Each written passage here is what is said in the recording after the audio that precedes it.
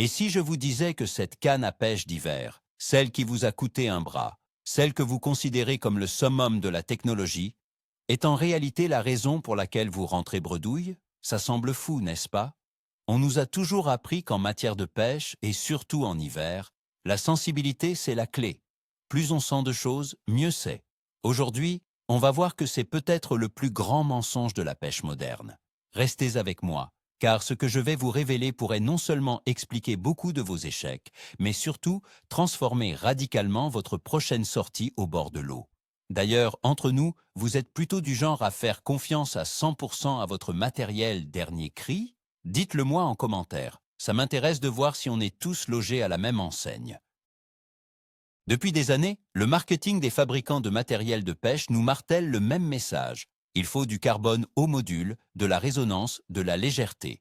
Chaque nouvelle canne est présentée comme étant encore plus sensible que la précédente. Et nous, pêcheurs passionnés, on a intégré cette idée. C'est devenu une vérité absolue. On passe des heures à comparer les spécifications, on tapote le blanc avec l'ongle chez le détaillant pour sentir la vibration. On est convaincu que pour détecter la touche ultra subtile d'une perche apathique par 0 degré, il nous faut un véritable sismographe au bout des doigts.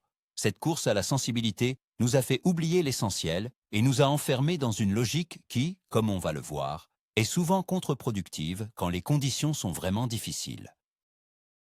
Commençons par le commencement. Le mythe de la sensibilité extrême. On imagine tous la scène, le froid, le silence, et notre sion qui va à peine frémir. On nous a vendu l'idée qu'une bonne canne doit nous transmettre la moindre information. Le grain du sable au fond, le petit gravier qui roule, la feuille morte qui passe. Et sur le papier, ça a du sens. On veut être connecté à notre leurre, à notre montage. Le problème, c'est que cette quête de l'information absolue nous a fait choisir des outils qui sont devenus trop bavards. Imaginez que vous essayez d'entendre une personne chuchoter dans une pièce où tout le monde crie. C'est exactement ce qui se passe avec beaucoup de cannes modernes. Elles crient en permanence et le chuchotement de la touche, lui, est complètement noyé dans la masse d'informations inutiles. Cette surcharge sensorielle est le cœur du problème. Maintenant, demandons-nous ce qu'est vraiment une touche en hiver. Oubliez l'attaque violente, le fameux toc qui vous arrache la canne des mains. Ça, c'est pour les jours de grande activité. En hiver, le poisson est lent, son métabolisme est au ralenti. Souvent, la touche, ce n'est même pas un coup. C'est une simple prise en bouche, un léger déplacement, une sensation de lourdeur soudaine. Parfois, c'est l'inverse, le fil qui se détend d'un coup parce que le poisson a pris le montage et remonte vers la surface. Ce sont des signaux incroyablement discrets, presque passifs. Ce n'est pas une vibration aiguë, mais un changement de tension. Et c'est là que le piège de la canne ultra-résonante se referme. Elle est conçue pour exceller dans la détection des vibrations, mais elle est souvent médiocre pour retranscrire ces changements de tension lents et progressifs. Pour bien comprendre, parlons un peu technique, mais simplement. Le blanc de votre canne, c'est son âme, sa colonne vertébrale. Son rôle est de transmettre l'énergie, dans les deux sens, du pêcheur au leurre lors du lancer, et du leurre au pêcheur pour la détection des touches. Les blancs en carbone haut module, très rigides et très légers, sont des champions pour transmettre les vibrations à haute fréquence. C'est physique. Le moindre petit choc sur le leurre se propage à toute vitesse le long des fibres de carbone et arrive dans votre main comme une petite décharge électrique. C'est très gratifiant. On a l'impression de tout contrôler, de tout sentir. Mais comme nous l'avons vu, la touche hivernale typique n'est pas forcément une vibration à haute fréquence. C'est quelque chose de plus sourd, de plus ample. C'est un signal différent. Voici le problème fondamental de la haute résonance. Une canne en carbone très sonore ne fait pas le tri. Elle vous envoie absolument tout, sans filtre. Le vent qui fait vibrer le fil, le courant qui crée une légère tension, votre propre main qui tremble un peu à cause du froid, le fil qui frotte contre le bord du trou dans la glace. Toutes ces micro-vibrations parasites sont amplifiées et envoyées directement dans votre poignet. Votre canne vous crie des centaines de fausses informations à la minute. Au début, vous êtes hyper concentré. Vous essayez de déceler la vraie touche au milieu de tout ce vacarme. Vous ferrez sur des fausses alertes. Vous êtes en tension permanente. C'est épuisant mentalement, mais surtout, c'est le meilleur moyen de passer à côté de l'essentiel. c'est le piège de la surinformation.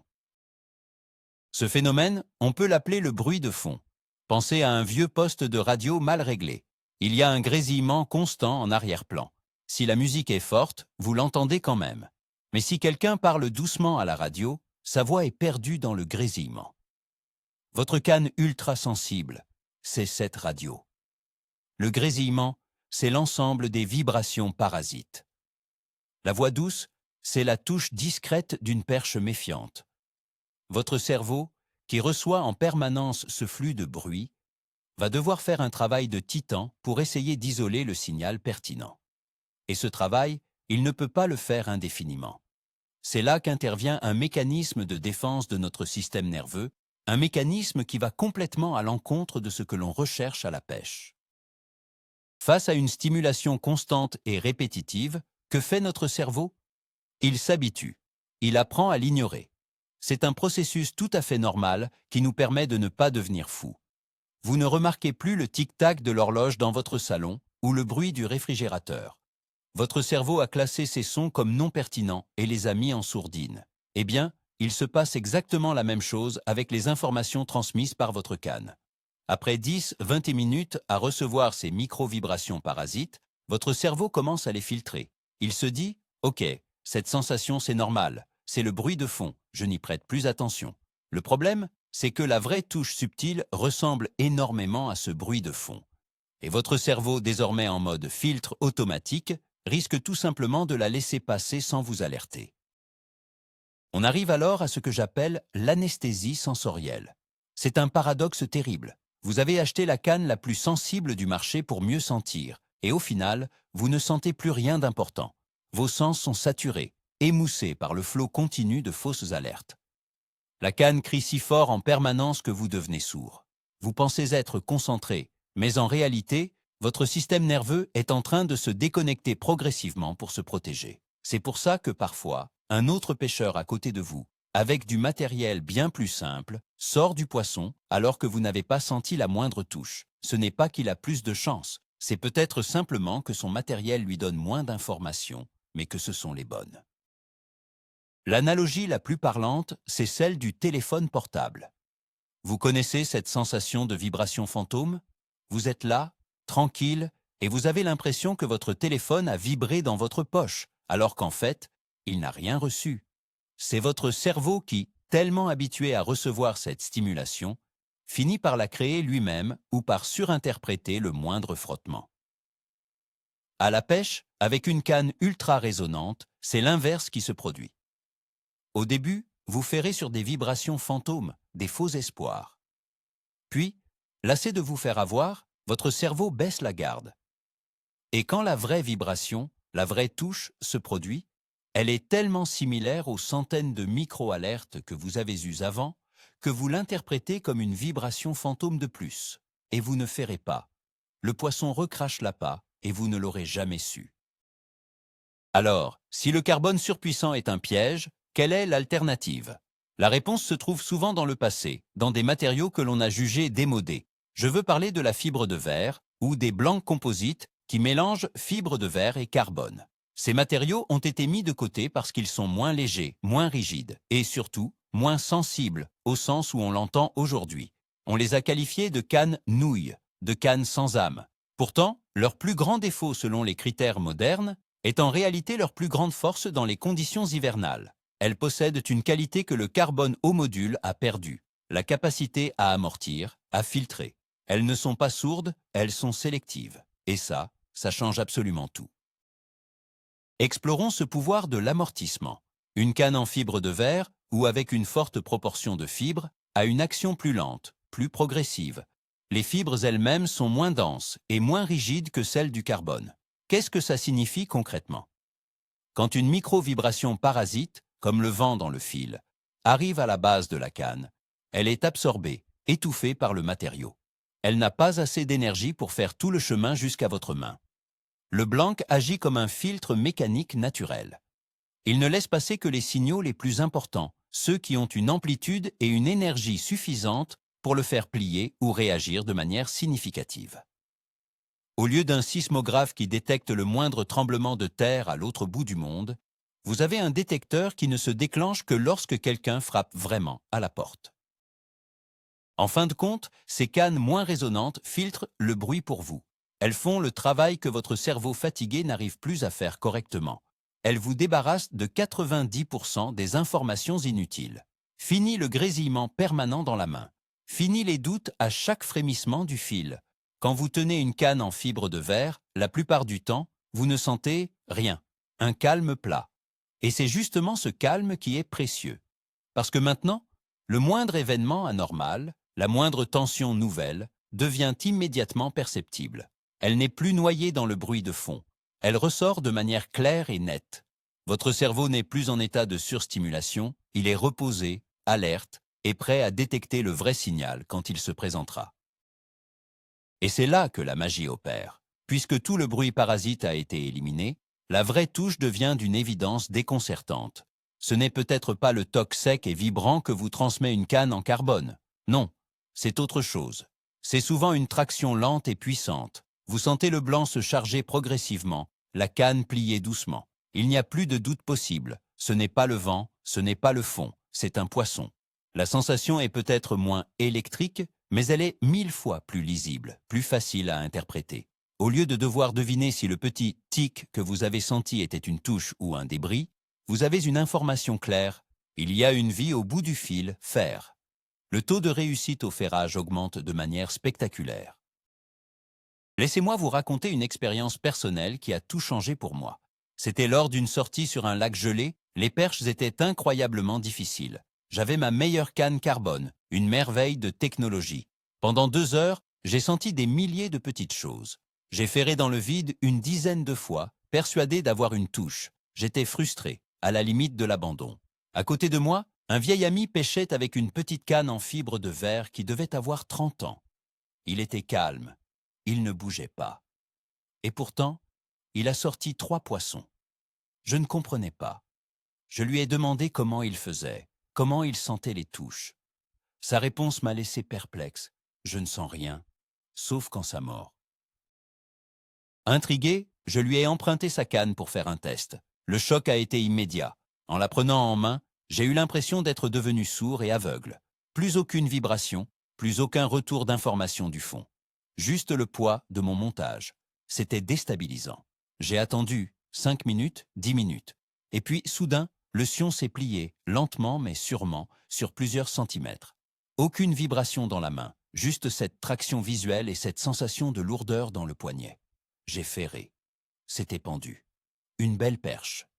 J'ai compris à ce moment-là que pendant 2 heures, ma canne ultra perfectionnée m'avait menti. Elle m'avait noyé sous des détails insignifiants, alors que cette vieille canne m'avait donné la seule information qui comptait vraiment. C'était une révélation.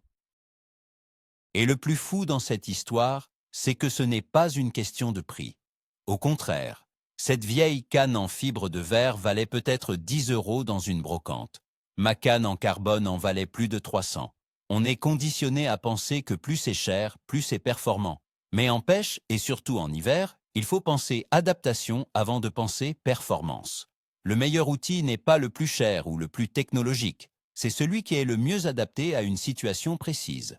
Pour détecter des changements de tension lents sur un poisson apathique, une canne avec une action plus douce et un matériau qui amortit sera toujours supérieur à un fleuret ultra rigide et résonnant. Il faut sortir de cette logique du prix et revenir à la logique de la fonction. Attention, je ne suis pas en train de dire qu'il faut jeter toutes vos cannes en carbone à la poubelle. Elles ont leur utilité. Une canne ultra sensible et résonnante est absolument fantastique pour des pêches actives. Par exemple, pour la pêche en verticale, où l'on a besoin de sentir le leurre taper le fond avec précision. Ou pour des pêches au leurre souple à gratter, où le toc de l'attaque est souvent franc et instantané. Dans ces situations où le signal est fort et clair, la résonance du carbone est un avantage. Mais dès que l'on passe à des pêches plus statiques, comme la pêche au posé, la pêche au flotteur, ou la pêche sur la glace où le montage est immobile, la situation s'inverse. C'est là que le carbone devient un ennemi et que la fibre de verre redevient la reine. Un autre avantage des cannes en fibre de verre ou composite, c'est leur action plus parabolique. Ça veut dire qu'elles plient sur une plus grande longueur. Quand un poisson engamme timidement l'appât, cette souplesse lui oppose moins de résistance. le poisson sent moins la supercherie et a tendance à garder l'appât en bouche plus longtemps. Ça vous laisse une fraction de seconde supplémentaire pour réagir et pour assurer votre ferrage. Une canne très raide, au contraire, va créer une tension immédiate. Le poisson va sentir que quelque chose cloche et risque de recracher instantanément. Cette souplesse de la fibre de verre est aussi un atout formidable pendant le combat, surtout avec des petits hameçons, car elle absorbe les coups de tête et limite les risques de décrochage. Il faut donc complètement repenser le rôle du sion de la canne. Sur une canne en carbone, on le voit comme un prolongement de notre système nerveux, un transmetteur d'informations. Sur une canne plus souple, il faut le voir avant tout comme un indicateur visuel. Il devient vos yeux sous l'eau. Au lieu d'attendre une sensation dans votre main, vous devez apprendre à regarder attentivement votre sion. C'est lui qui vous donnera l'information la plus fiable. Une petite courbure qui s'accentue, une légère détente. C'est là que se trouve la vraie touche. On passe d'une pêche purement sensorielle, basée sur le toucher, à une pêche plus visuelle. Et croyez-moi, nos yeux sont souvent bien plus fiables que notre sens du toucher saturé par des vibrations parasites. Alors, mon invitation aujourd'hui est simple. Faites l'expérience vous-même. Ne me croyez pas sur parole. La prochaine fois que vous partez à la pêche dans des conditions difficiles, n'emportez pas seulement votre meilleure canne en carbone. Allez fouiller dans votre garage, dans votre cave. Ressortez cette vieille canne en fibre de verre que votre grand-père vous a donnée, celle que vous n'osez plus utiliser.